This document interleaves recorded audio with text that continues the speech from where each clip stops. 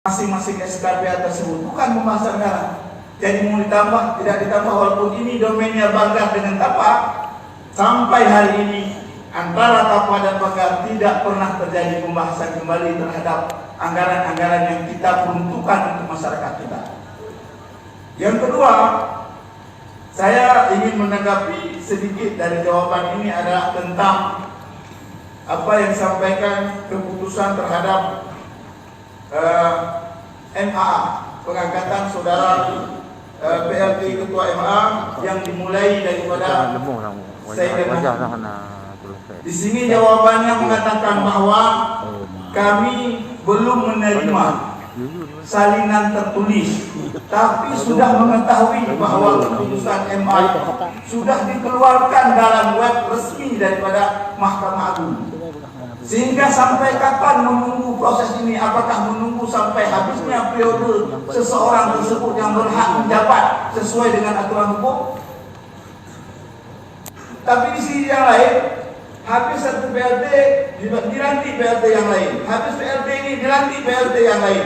Sedangkan proses ini tidak dilakukan secara sempurna dan ini memberikan dampak yang sangat negatif terhadap pemerintah Aceh dalam penanganan perkara-perkara yang menyangkut dengan hak orang yang harus dikembalikan sebagai kepala dinas, ketua MA dan lain-lain sebagainya, sehingga ini harus segera diproses dalam pelaksanaannya, jangan sampai kita sebagaimana bahasa sahabat-sahabat kami yang lain melakukan kezaliman. Oleh karena itu, ketua dalam paripurna hari ini saya mengusulkan bahwa karena sebahagian besar jawaban ini masih normatif dan banyak hal lain yang ingin kita sampaikan sebenarnya dan sebahagian sudah disampaikan yang lain, di sini saya melihat bahwa banyak peraturan-peraturan yang diberikan. Ketika Dewan Perwakilan Rakyat Aceh memberikan jawaban, juga ada peraturan-peraturannya. Dalam pertemuan ke depan, semua peraturan-peraturan itu dibaca, sama-sama kita pahami. Jangan sampai ini ada peraturan, ini ada peraturan, seolah kita semua ada peraturan tapi tidak pernah berjalan. Dalam pembahasan ke depan saya meminta notulensi apa yang disampaikan di sini, termasuk peraturan-peraturan pendukung yang disampaikan, harus sama-sama kita kaji, harus sama-sama kita baca. Mana sebenarnya arti peraturan yang sebenarnya harus dijalankan. Terima kasih Ketua. Billahi taufiq wal hidayah. Assalamualaikum warahmatullahi wabarakatuh. Terima kasih Ustaz Irawan. Selanjutnya Pak Abdul Rahman baru. Silakan. Baik, assalamualaikum warahmatullahi wabarakatuh. Yang saya hormati pimpinan anggota dewan, saudara PLT Gubernur, para Forkopimda, hadirin hadirat sekalian yang saya hormati. Saya ada beberapa hal catatan saya mungkin untuk disampaikan dalam sidang yang terhormat ini. Yang pertama menyangkut dengan proyek-proyek Multius. Di sini mungkin tadi dalam penyampaian pidato kedua sudah dijelaskan, namun ada baiknya saya juga ulang sekali lagi agar menjadi menjadi bahan kajian untuk kita semua dan tidak ditelah tafsirkan dan tidak diseret-seret dan tidak ditarik-tarik ke arah yang lain, dan itu berpotensi untuk merusak perdamaian Aceh. Saudara-saudara sekalian, proyek Multius ini, saya sampaikan dulu, saya ini anggota DPR periode yang lalu, saya anggota Badan Anggaran, saya tim perumus dan terlibat selalu dalam pengambilan keputusan pada tahun yang lalu itu, termasuk Pak Isyana Palaki termasuk juga di situ. Bapak-bapak yang hormat, saya ingin menyampaikan begini, pembangunan jalan tidak ada sebabnya. Selalu 12 ruas jalan itu selalu kita bangun, dan saya juga tahun periode yang lalu itu anggota Komisi 4 selalu ikut membuat anggaran di PUPR dan pengairan. Pembangunan itu selalu kita anggarkan. Setiap tahun kita anggarkan pembangunan jalan, 14 ruas jalan itu. Termasuk tahun 2020 itu juga ada. Cuma skemanya hanya kontrak tahun tunggal. Dan juga tahun 2021 yang kemarin kami bahas sepihak karena PLP melarang kapal untuk menghadirinya. Jadi kami tetap menganggarkan untuk jalan tersebut. Jadi tidak ada DPR ini yang menolak pembangunan, tidak ada DPR ini yang anti pembangunan, tidak ada DPR ini yang diskriminatif.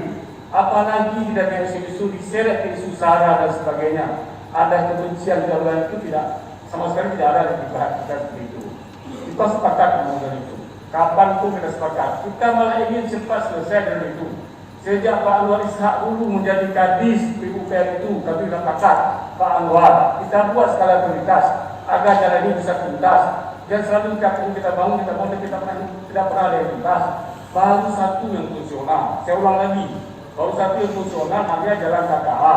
Kenapa itu fungsional? Itu jalan, badan jalan dibangun oleh PT KKA. Dulu kita ganti rugi dengan PT KKA pada zaman Pak Sam Gubernur Aceh sebesar 15 miliar rupiah. Maka jalan itu fungsional. Sementara yang lain, yang ruang-ruang lain itu, sebab yang lain itu tidak fungsional. Karena membangun kita tidak maksimal dan tidak serius kita membangun. Itu hanya kita jadikan sebagai alat untuk kepentingan sesaat kita semata-mata. Jadi Pak PLD, yang kita tentang bukan pembangunan, yang kita tidak sepakat bukan pembangunan, tapi prosedurnya yang cacat. Prosedurnya ini yang kita tegak. Kalau kita menduduk kembali, kita diskusi kembali, tidak ada persoalan sebenarnya. Kalau tahun ini Pak PLD kontrak tahun tunggal, silakan saja, tidak ada kelatihan bersama kita. DPR datang protes itu. Kontrak tahun tunggal seperti ada uang di tahun 2020 itu. Lalu tahun depan kalau membuat kontrak tahun jamak, kita tunggu kembali. Kita buat kontrak tahun 52 tahun selama masa Pak PLD masih masa jabatannya. Seperti itu. Jadi, gimana salah prosedurnya? Yang pertama, ditolak oleh Komisi 4. Komisi 4 ketika menerima surat dari Sekwan melalui umum, surat ini masuk ke Sekwan tanggal 6, dari kemudian tanggal 9 masuk kepada Komisi 4, diminta Komisi 4 untuk memberikan rekomendasi. Komisi 4 menolak. Kenapa menolak? Besok penandatanganan kesepakatan KUA PPIS. Jadi Komisi 4 menolak karena belum membahas. Kita perlu mendalami dan masih ada yang lain-lain. Komisi 4 menolak pada itu dan saya ada di sini. Lalu dalam masa seperti itu, tanggal 9 masuk surat, tanggal 9 minta rekomendasi. Nah sepertinya kita ini penuh dengan syarat dengan masalah. Tidak mungkin kita berikan rekomendasi tanggal 9, tanggal 9 rekomendasi. Besok ditandatangani KUA PPIS. Dan ternyata karena tanggal penandatanganan MOU itu terjadi pada tanggal 10. Dan saya saksi hidup, tidak ada penandatanganan pada tanggal 10 itu. Penandatanganan MOU. Pada itu yang ada penandatanganan kesepakatan KUA PPIS. MOU proyek Munir tidak ada penandatanganan secara pada tanggal 10 di ruang tangga. Saya saksi hidup, mungkin Pak Isyadar juga ada di sini. Lalu kapan ditandatangani kita tidak tahu. Mungkin mohon penjelasan Pak Gubernur, kapan Pak PLT, kapan ditandatangani itu. Dan ketika kami telusuri, ternyata rapat pimpinan juga tidak ada. Ketika kami telusuri, ternyata rapat pimpinan juga tidak ada untuk penandatanganan MOU Munir ini. Jadi mesti ini mensyarat dengan rekayasa dan memang di sini main berapa.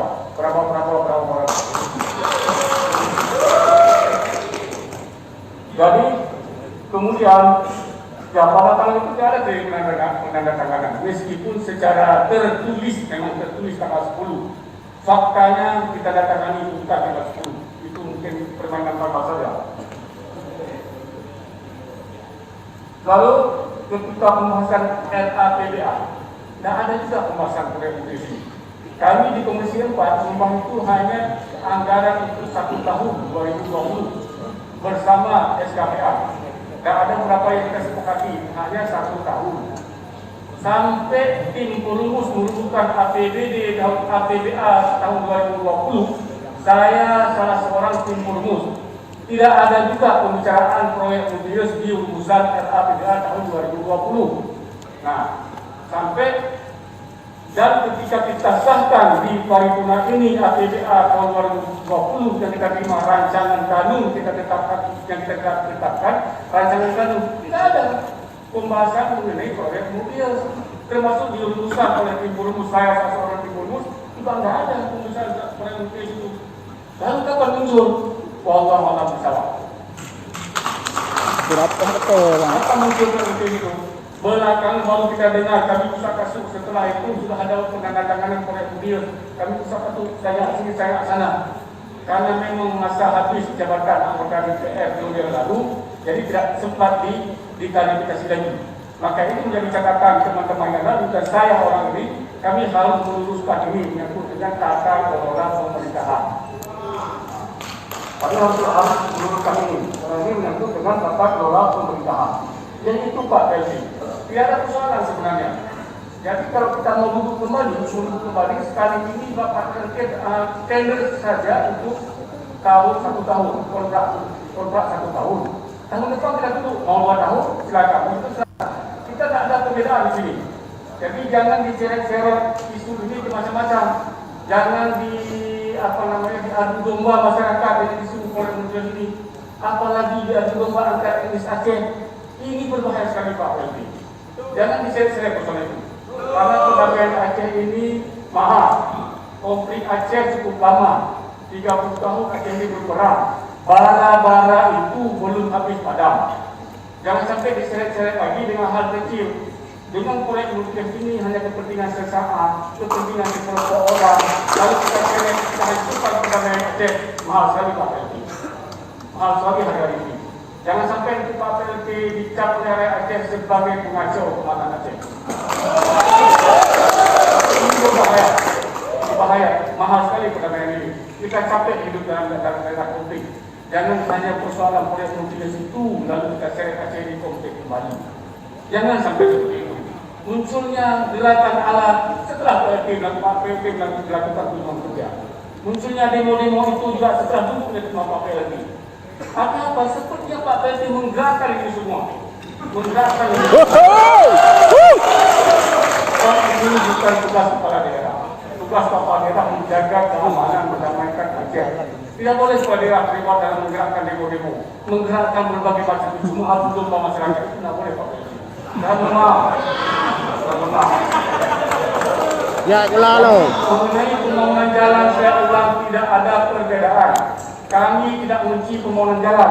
Jangan diseret-seret orang anggota DPR dari FDP 4 wajib mendukung pembangunan jalan yang jalan di situ.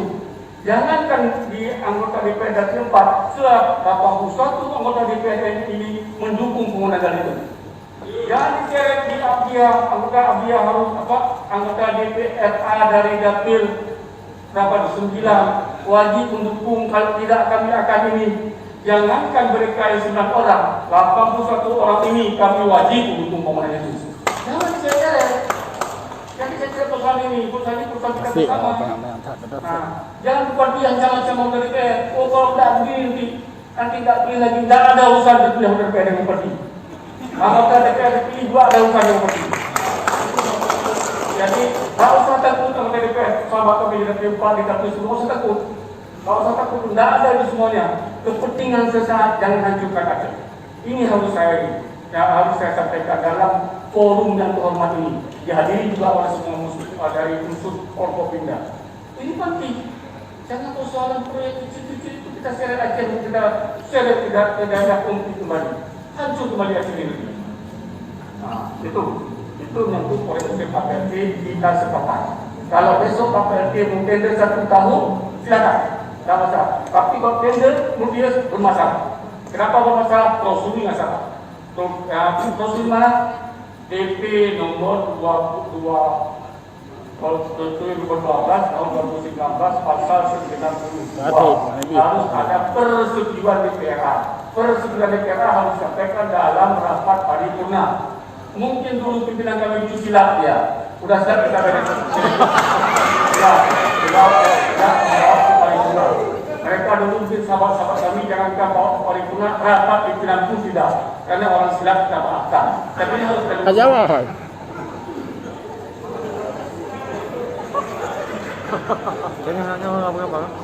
Kemudian Pak PLT menyangkut evaluasi APBA tahun 2020. Yang kami tanyakan bukan persoalan kapan Bapak sampaikan itu narasi itu, tapi tidak apa namanya, kita itu lebih mudah.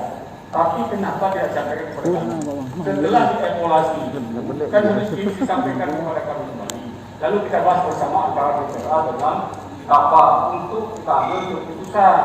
Tapi ini kali ini APBA 2020 tidak disampaikan eksekusi kepada DPR sampai hari ini sampai musim ini. Oh, persoalan penggantian anggota DPR kan ada DPR, orang terpilih kenapa disampaikan? Oh, persoalan saya ada itu kan ada teknik tersendiri untuk kami cari solusi. Itu kewajiban yang diatur oleh pasal 235 UPA. Kemudian diatur juga dalam pasal 314 Undang-Undang 23 tahun 2014 tentang evaluasi APBA. Jadi dalam ini Bapak Kepala PLT Gunung Aceh salah melanggar peraturan perundang-undangan, tidak melakukan langkah-langkah seperti itu. Termasuk juga melakukan mungkin sudah kita batalkan, jelas-jelas melanggar PP nomor 12 tahun 2019 masih dipaksakan. Melanggar peraturan perundang-undangan. Kenapa tidak diselesaikan persoalan persoalan itu? Jadi harus taat azab. Dalam negara ini harus taat azab, harus taat peraturan. Tak boleh seenaknya kita. Tak boleh bersama-sama kita lakukan. Tak boleh seperti itu. Ya, kasih. Kasih, Pak. Kemudian refokusi ini hendak apa nanti hendak Alah kali dah yang lagi no. Kita mengingat jadi pandemi COVID tidak ada. Tapi memang COVID memang terjadi memang dari alam seperti ini. Lalu pemerintah pusat memutuskan untuk dibuat refokusi, tidak ada masalah bagi kita. Hanya saja refokusi itu disampaikan kepada kami. Lakukanlah yang tepat. Kalau untuk penanganan COVID, gunakan untuk penanganan COVID. Jangan sampai uang direfokusi triliun rupiah, grafik positif corona meroket terus. Seperti kita tidak ada usaha-usaha, tidak ada bukan apa-apa. Dokter kita, perawat kita, semuanya sudah mau menjalani sebenarnya, tapi mau bilang apa mereka? Mereka terpaksa kerja, mereka begitu pergi ke rumah sakit, menjerit hati mereka, menjerit. Takut juga mereka juga manusia, mereka juga punya anak, mereka juga punya suami dan keluarga dan sebagainya. Tapi apa peran kita untuk dimotivasi kepada mereka? Tidak ada kita, apa langkah-langkah tidak ada yang paling kita sesalkan. Karena refokus ini tidak ada fokus untuk kesehatan, hanya untuk kegiatan lain. Yang paling serius lagi adalah yang paling banyak direfokusin adalah kegiatan-kegiatan yang menyangkut kekhususan. Dana pembangunan nasar dipotong, dana pembangunan masjid dipotong, dana pembangunan daya disapu habis. Sementara untuk proyek Morbius tidak boleh sentuh-sentuh.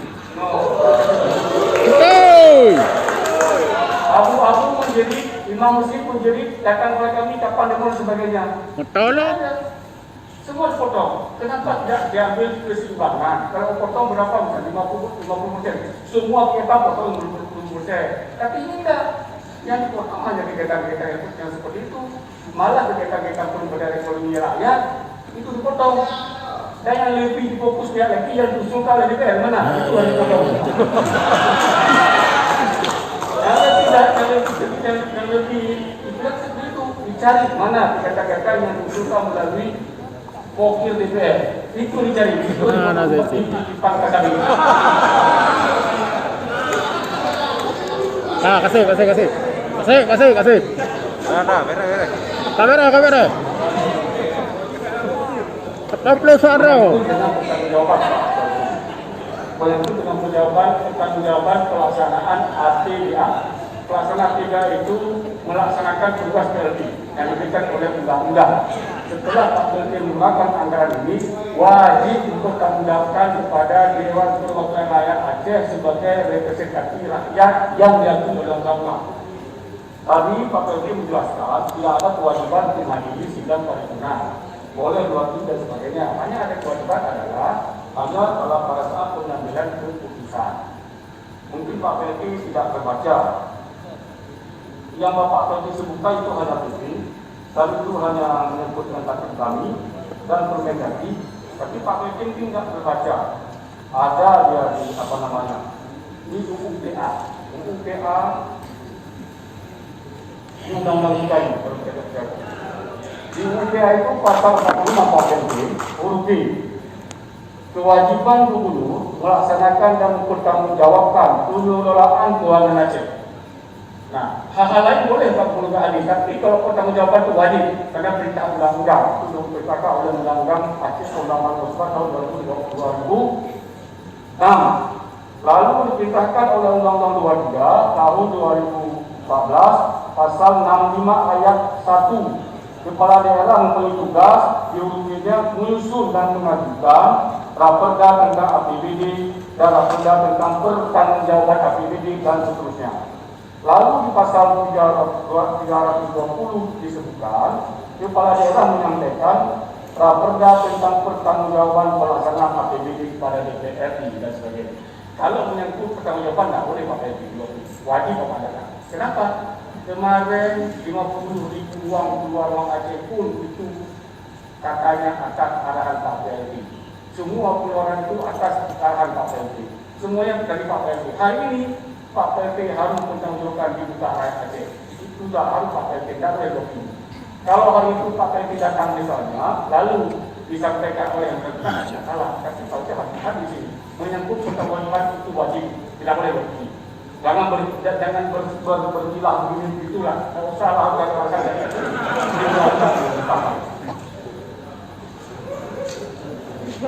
Kasih. menyangkut saya sama yang Pak Ketua. 60 sarung dulu. Menyangkut MAA ini bukan persoalan Pak PLT mau tidak lanjut itu tidak ada usaha, silakan aja. Mau tidak lanjuti keputusan Mahkamah Agung, mau tidak keputusan Pak PLT. Tapi yang jadi soal di sini adalah Pak PLT bekerja melanggar undang-undang, melanggar peraturan perundang-undangan sebagai kepala daerah yang harus dijaga. MAA itu bukan SKPH, MAA itu bukan perangkat daerah, MAA itu adalah lembaga daerah. Lembaga daerah itu bukan bawahan Pak PLT, dia adalah berdiri sendiri yang diatur oleh Kanun Aceh. Oleh karena itu, ketika MAA melakukan musyawarah, Pak PLT wajib menantikan terpilih itu. Meskipun mau sakit, dia terpilih, mau mati, dan terpilih itu tak ada urusan pada dia. Kalau dia terpilih dalam musyawarah itu, Pak PLT wajib nanti. Tapi Pak PLT melakukan lain. Yang terpilih Pak Batu Zaman, yang Pak PLT lagi, Pak, saya ganti. Ada apa itu? Melanggar peraturan perundang-undangan, melampaui kewenangan, diatur lakukan Aceh. Itu. Jadi sekarang dalam MAA ini tidak perlu banyak cerita, tidak perlu banyak alasan. MAA ini ingkrah di Mahkamah Agung bahwa Pak Bad itu menang di Mahkamah Agung. Ketika Pak Bad menang itu dalam gugatan di Mahkamah Agung, artinya PLT salah menurut peraturan perundang-undangan. Oleh karena itu kedua, sampaikan kepada Pak Jokowi, sampaikan kepada Pak SBY, Pak PLT belum banyak dapat penjelasan. Betul.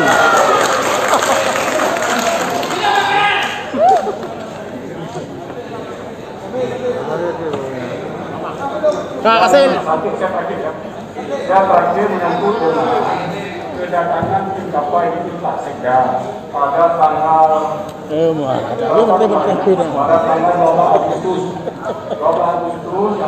yang disampaikan di jawaban ini bahwa ada pembahasan tentang jadwal pembahasan kembali dua BPAS.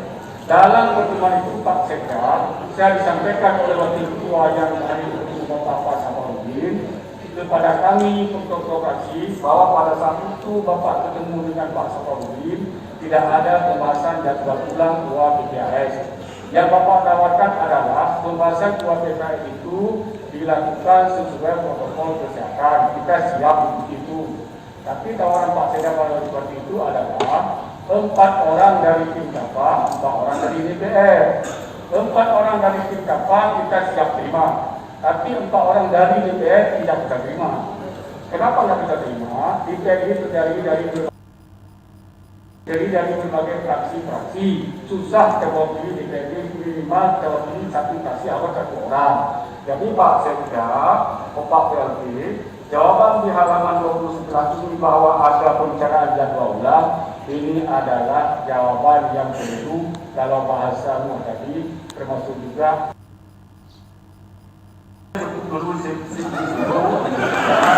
Sudah terlalu banyak.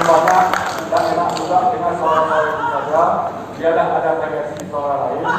Yang kedua, saya ingin menyampaikan kesimpulan saya terakhir. Masih ada lagi. Aduh. Sudah dilawat undang-undang, baik sekali tugas-tugasnya, tindakan-tindakannya yang ada peraturan perundang-undangan, dan banyak sekali melakukan tindakan-tindakan yang membuat pelaksanaan tugas guru ini hilang kepercayaan dari masyarakat, dan juga banyak hal yang dilakukan tidak sesuai apa yang dibilang dengan yang dilakukan. Dan ini berbahaya. Saya satu kepala daerah Pak Ketua, kami mengharapkan ini dilakukan. Apalagi yang paling kita sesalkan, ada upaya-upaya melalui masyarakat membangkitkan konflik baru ini berbahaya. Yang Pak Ketua sampaikan kepada Presiden Jokowi dan kepada Pak SBY sebagai orang yang mendamaikan orang yang mendamaikan Aceh. Jangan sampai juga rusak di kanan kita. Minta terima kasih atas perhatian. Wabillahi taufiq. Terima kasih Pak Abdul Rahman. Dengan sebentar lagi saya cuma mengingatkan